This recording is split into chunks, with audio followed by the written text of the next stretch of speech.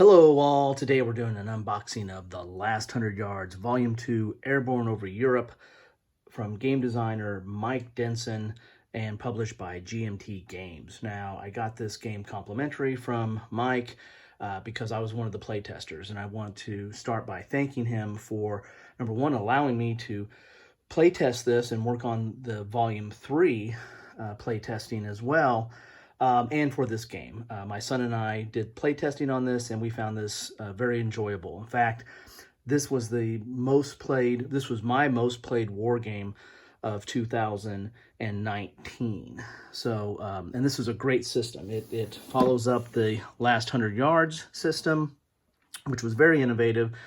You know, there's a lot of games in the small unit tactical genre, and I've got a geek list on that under NAP 16, the evolution of small unit tactical war games.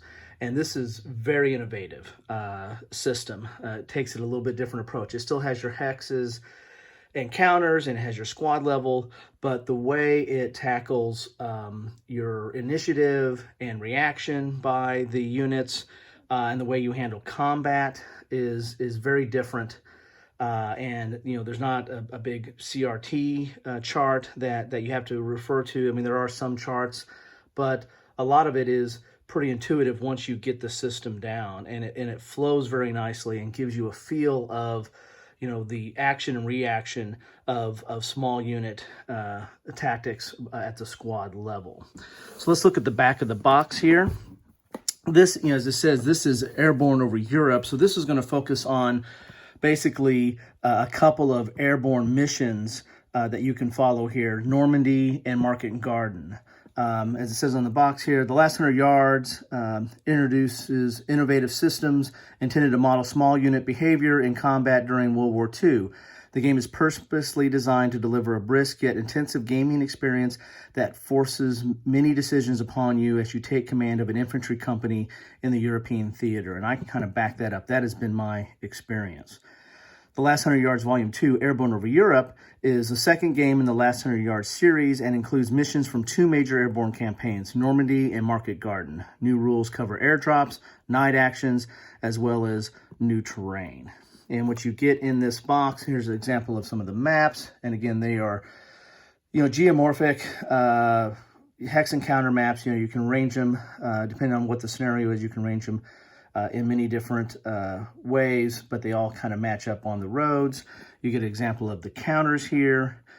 The scale is infantry, machine gun, and anti-tank sections, individual vehicles, and towed guns. Map scale is 50 yards per hex. Time scale is 2 to 5 minutes per game turn. So time is a big element in this game. And you're going to be keeping track of time by rolling the dice every turn, and the scenarios themselves, you know, the victory conditions are kind of based on the time, you know, how much you take to do what you're supposed to do or to accomplish. Game content: 6 double-sided geomorphic maps, 12 total, 1 full-color rules booklet, 1 full-color playbook, 4 full-size counter sheets, 1 half-size counter sheet, 5 mission cards for 10 missions, 2 combat terrain cards, 1 game turn track, 1 player aid, and 6 dice. This is for 1 to 2 players, 2+ hours. You know, some of these games really come in a little bit less than that. Ages 14+. Complexity 6 and solitaire suitability 6. You know, for scenarios that have like hidden information, the solitaire suitability kind of goes down.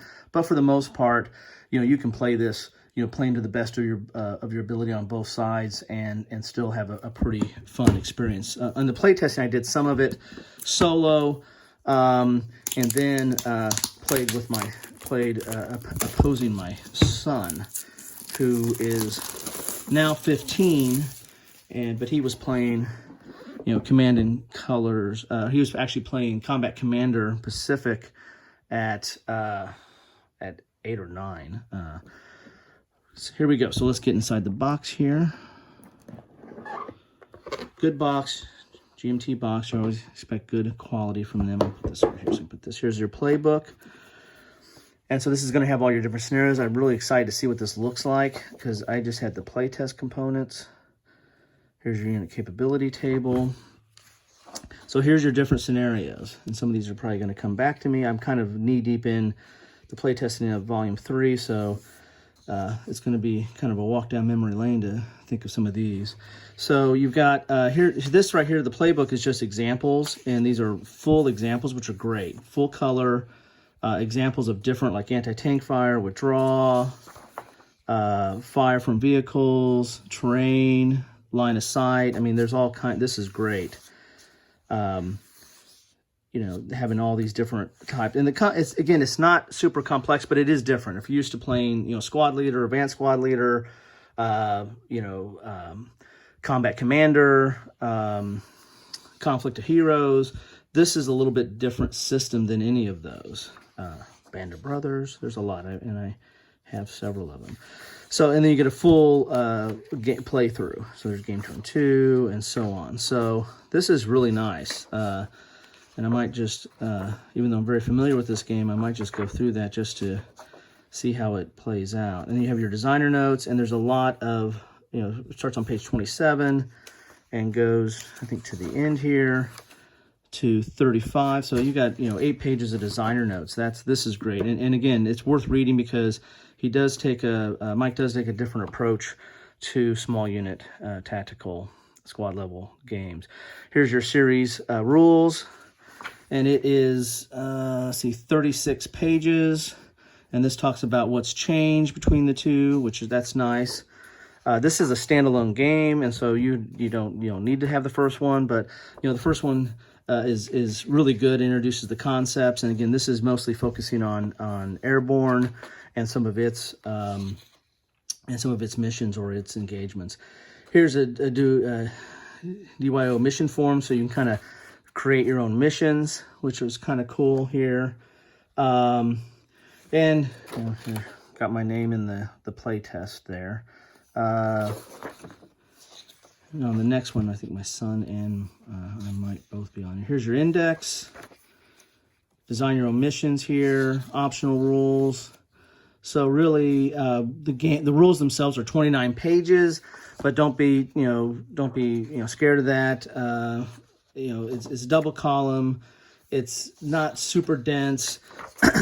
It is different though, so you do need to go through these rules. I would go through the playthrough, but you need to go through these rules and get some familiarity with them because it does things a little bit different, especially in the combat. Because basically, what you're doing in your combat, you're comparing your combat ability and with the range and the type of weapon you're using, which is basically on the counter. But there's a chart for that, and that's going to let you place a marker. You know, these are anti-tank, so this is against armor. The red is, you know, for mortars, and then the green are, you know, for small arms fire. And, you know, you're going to put that marker on the unit, and then you're going to roll a die, and then based on that modifier, it could be a plus, you know, plus up, you know, plus 2 or 3, or it could be a minus 1, 2, or 3, or it could be a 0, and then you're going to take that modifier and compare that to the other unit, the defender, and you're going to compare it to its cohesion score here, and based on that roll, you're going to, you know, disrupt that unit. Or, you know, could eliminate it, but, you know, there's steps. A lot of these units have are multiple steps. And then it's a little bit different, somewhat of a similar combat procedure to set up the modifier, but then there's a little bit different results when you're dealing with anti-tank. And then the blue marker that you see there, the blue box there, you know, that's for assault. And assault is different. There's a chart for that, but it's not too complicated, but it's a little bit different process when you're doing an assault. So it is worthwhile, you know, reading. You got to understand the initiative system because it is whoever has initiative goes, and the other side really can't do anything unless they see the other unit and they react to that. So you got to get used to that nuance. And then the combat is a little bit different, but again, once you get a couple of rounds of that under your belt, it becomes pretty intuitive. And then you're just dealing with like special circumstances, like if you're dealing with armor or something like that. But the scenarios usually introduce you as you go through and adding the more complex units as you go. And you also have leaders, and leaders are very important for your cohesion to try to rally the units. So this is the rule book. As I said, it's about 29 pages of rules, but it's well laid out, full color in the front part here. And as I said, once you go through it a couple times, you're going to get this down. But it is different than other small unit tactical squad level games. Here's your counter sheets. Well, there's a lot of counter sheets in here. So you have a half counter sheet. There's some vehicles there. These are for targeting, like for mortar, and you have to kind of sight what your target is, and then there's rolling to see how close it gets to it. And you're limited on how many mortar missions you can call in, and then trying to recover those, the ability to call in additional mortar missions during the game. Here's the U.S. units. You can see there's a little parachute there, so these are airborne. That's kind of cool. Then you've got more units here. Pretty cool. Some Germans. And here's those markers I was telling you about, like for the mortar, for the regular fire, or for small arms fire, and then for anti-tank or anti-vehicle type stuff. And you're going to put these markers on. Then you resolve it all at the end. You don't like resolve it right there. You lay out all the markers, and then at the end of the turn, you're going to roll for each one of those, and only the highest roll. So you don't get like multiple hits on a unit. Whatever that highest roll is, that's what's happening. Whether it hits or whether it doesn't versus its cohesion is going to be based on that roll. And these are just basically administrative markers, controlling certain positions, more mortar markers. Initiative is very important. Here's your initiative marker, and here's your time tokens. As I said, time elapses as you roll each turn, and that's going to factor into the scenario of how well if you're supposed to do something relatively quickly and you're taking a long time, you're probably not going to get a good score. You might actually lose the scenario. So here's the maps. Not super thick, but it's not your thin paper, and it's a little bit glossy. Hex encounter and geomorphic. Nice. I like the look of the maps. And I imagine they're compatible. I haven't pulled out the last 100 yards. I imagine they're compatible. This is the first time I've seen them in this size because I've been doing the play test. So, mine just prints out relatively small when I'm doing it. Here's your chart. This keeps track of your time. This is your casualty track. And this is, in most scenarios, have a casualty differential limit that if you go too far, like they might set the defender at a 4 and the attacker at a 3, and if you end up having 4, if the attacker ends up having 4 casualties, so this is kind of goes back and forth as a tug of war, and when it gets to 4, well, you lose the game. Not every scenario has that, but most scenarios do, and you're going to lose that scenario if you exceed your casualty limit. And then this number here is the score you add to the time. So let's say your time was like 55, and then you add 15, so you're at 70, and then the mission will tell you, is that a victory for you? Is that a draw, or is that for the other side? You have your sequence of play here, and there are some random events and fate that can come into play there. Here's your player aid card. Talks about the activation, reaction, mandatory actions. This is all helpful. There's your assault procedure. It's a little bit more complicated than the regular combat. Your mortar fire procedure. And then you get into the missions here. Which are nice, having those on there. Boy, it'd be nice to look at these. And see, here's your victory level, depending on when you add that number to the time, will tell you, who won there. And each mission's probably going to have mission special rules. Basically who your forces are, what the objective is, who the forces are, who's got the initiative, the casualty differential limit, coordination rule. That's to try to get in it. That's where you can activate 2 squads instead of 1. The Americans get a bonus in this on that roll in this scenario, where the forces start out, and then your special rules and the map. So pretty nice there. And then you have another, this is the combat tables. So here's your anti-tank fire, which has got a little bit different, dice roll modifiers. Here's your small arms fire. Again, not that complicated. This is all you really need for that. And then looking at what's on the counters. Here's your small arms mortar fire resolution. So you've got some good stuff there. Here's your train effects.